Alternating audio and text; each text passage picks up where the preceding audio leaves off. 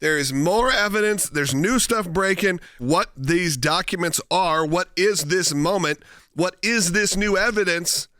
And, of course, this also does come up from a report from our friends at Just the News, so we're going to break that down coming up in the next segment with John Solomon. But, Will, give us a brief. That's right. So yesterday we talked about the reporting from John Solomon at Just the News that there was this grand conspiracy investigation that's going on at the FBI, looking all the way back to 2016 and 2015, really, when the Russiagate hoax kind of started, as well as the investigation into Hillary Clinton's email server and issues surrounding that.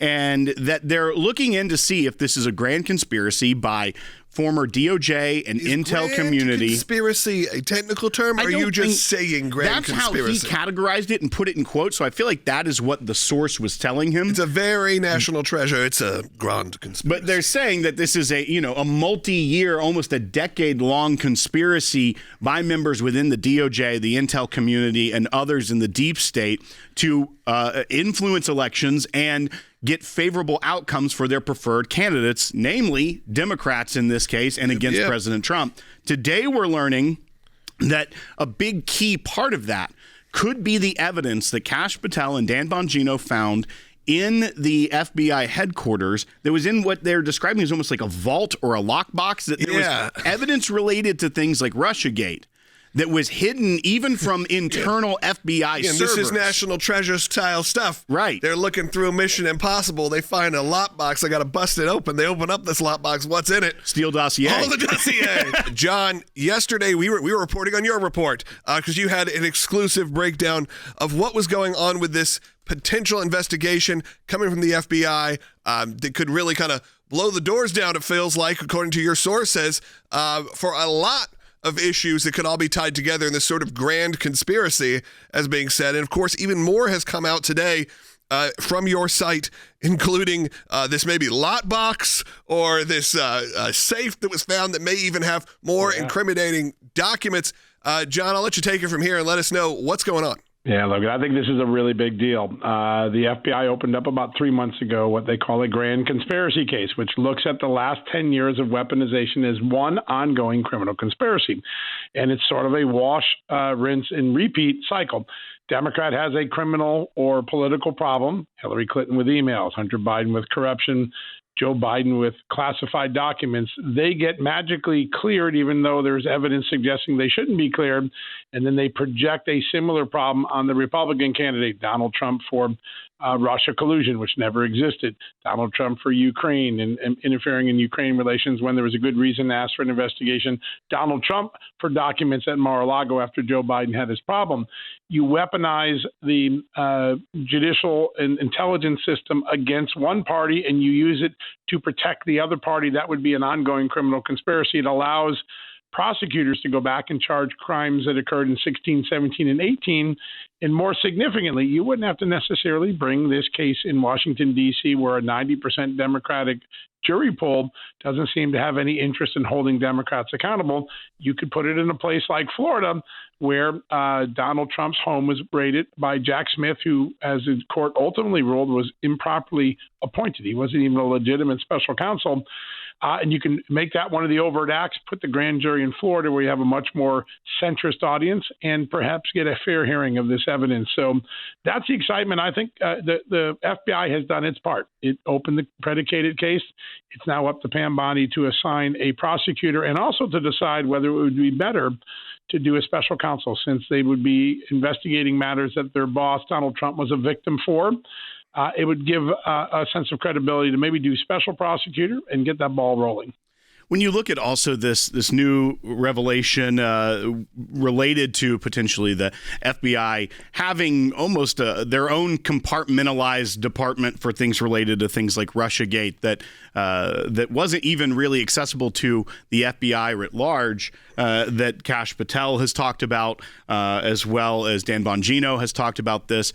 You look at this and it seems to, at least in the public narrative, paint this picture that could seem like there was a conspiracy conspiracy within the DOJ and the FBI to pull this off, and also that they didn't want this information readily available to those that conduct oversight. What are you hearing out of Congress as these revelations come forward for those that are supposed to be doing oversight of these agencies that were being hidden things that they have the right to? Yeah, that's a great point. I had Senator Ron Johnson on. He and Senator Grassley were one of the early investigators of the Russia collusion caper, that as it turned out to be a completely bogus investigation. They got us the early text messages between Pete Strzok and Lisa Page, the lovebirds. He said yesterday, listen, I always thought there was a criminal effort to keep us in the dark, and I think we're beginning to see proof of it. And I think this discovery of this documents room where super sensitive stuff was, according to Kash Patel, kept away from Congress, kept from the American public, stored in a room. When Kash Patel finds those documents, it's right around the same time he opens up the conspiracy case. What does that tell you?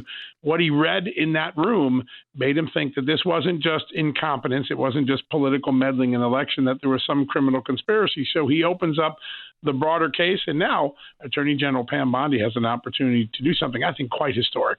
Well, and this is something that we've had you on this broadcast for years about these issues, as your reporting has followed things within the Russia collusion scandal and the hoax that followed from that and other issues. You've been on top of this. You've had great sources at Just the News throughout the years on this.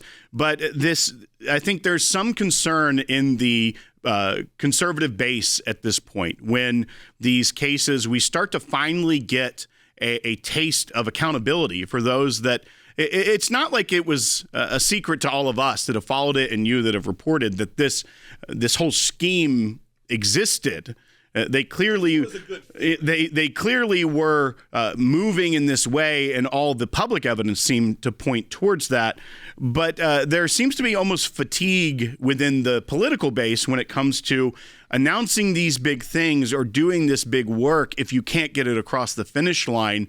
What are your thoughts, and what are you hearing about if it is something that is able to be turned over to a grand jury, if that's something they believe that they can take this case across the finish line? Yeah, listen, I think you have identified a problem. Even the most fervent supporters of President Trump, the fervent supporters of returning to law and order, ending weaponization, they've been tired by the process because they got John Durham. John Durham brought some prosecutions, and a D.C. jury vindicated people who probably engaged in wrongdoing. So the frustration from that experience, the frustration that occurred in the sort of mishandling of the rollout of the Jeffrey Epstein documents, it creates some distrust in the base. Everybody who heard about this story on Monday got excited about it. Even grizzled old Russiagate investigators saying, hey, this is a good idea. And I think the difference here is that you're not going to have to face a D.C. jury where your pool is 90% tainted in one direction, leaning in one direction for Democrats. That was John Durham's problem and Bill Barr's problem, and maybe impaneling that grand jury in that city and making that the venue. In this case, with Jack Smith's activities in Florida, you can move it to a more centrist state, a state where you have common sense people outside the Beltway looking at this, not looking for political excuses not to do something, but just looking at the evidence fairly. You probably can get it. You also rewind the statute of limitations, one of the biggest concerns of the base. We let all these crimes expire, and that's true, except when you do a conspiracy case. So there's a lot there. There are two pieces of evidence that Donald Trump would have to declassify. They're not FBI or DOJ antiquities. They belong to the CIA, the NSA, and other sensitive agencies. But I want to tell you what they are because they're the ignition point for that wash, rinse, repeat cycle that I just laid out before. The first is a classified annex to the Justice Department Inspector General's review of the FBI's mishandling of the Hillary Clinton email case. That was the first scandal that started this. James Comey walks out and clears her. And he has no legal authority to clear her, but he does it. But what we now know from a description of that classified annex from Senator Chuck Grassley is that that annex includes proof that the FBI, just before it cleared Hillary Clinton, had gotten brand new secret intelligence suggesting there was criminality involved, and the FBI chose not to investigate. They turned a blind eye and just waved a magic wand and exonerated her. getting that declassified, whatever that is, an intercept from the NSA or a human from CIA, going to be very important so that it can be presented to a grand jury. If it remains classified, you can't give it to the grand jury. The second piece is around the same time, about a month or two later. So that intelligence comes in May, and then Hillary Clinton on July 5th, 2016 is exonerated. Then that same day, July 5th, 2016, Christopher Steele walks his dossier into the FBI. In mid-July, the intelligence community intercepted something else, intelligence showing that Hillary Clinton had personally approved a plan to concoct a Russia collusion scandal against Trump, not a real one, a fake one, and put it into the system. After getting that intelligence, after John Brennan even briefs the president, FBI opens up on that very allegation and that very evidence, almost jaw-droppingly.